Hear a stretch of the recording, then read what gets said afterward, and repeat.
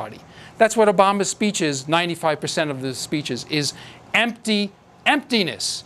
This is our time, change, blah, blah. And the other 5% is poison. 95% empty, 5% poison. Now, I've talked about socialism. What about the words fascism, Nazism? Now, one of the big lies today in our culture is that somehow fascism and Nazism are on the opposite end of the spectrum from socialism. Not true. If you look at the speeches of Hitler, Mussolini, they're basically taken out of the Democratic Party platform.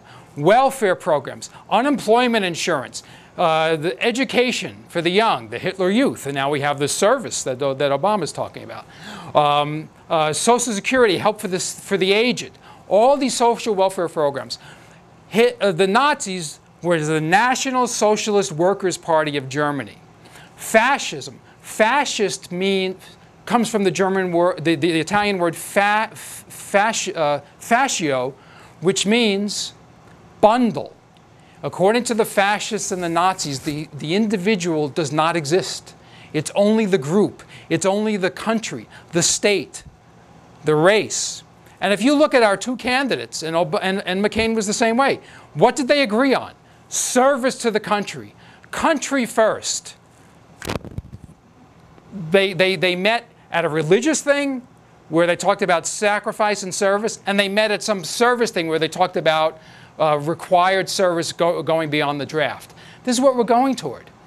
Fascism and Nazism are forms of socialism. The only difference is a superficial one.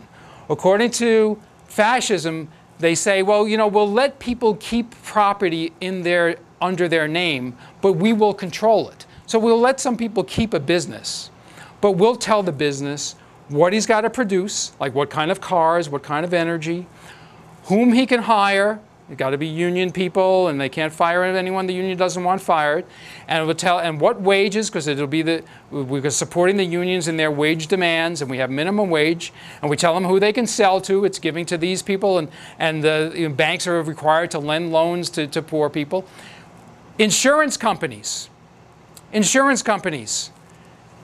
They are, every year I get another statement from my insurance company saying, well, the reason your premiums are going up is because we are now required to insure you for maternity leave, for having a baby.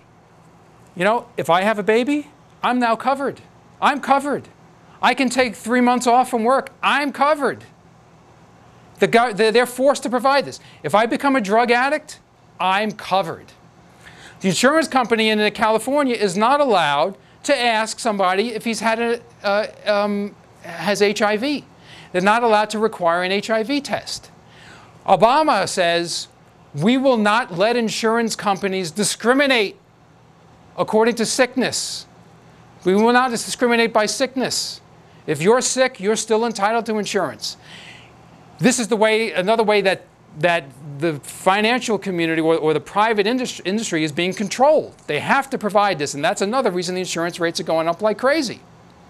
And the Medicare and the Medicaid don't pay the full boat. So that's why everybody else's services are even more expensive. We're already spending, as I was saying before, it's like $48,000 a year for other people's health care. No wonder we can't afford our own.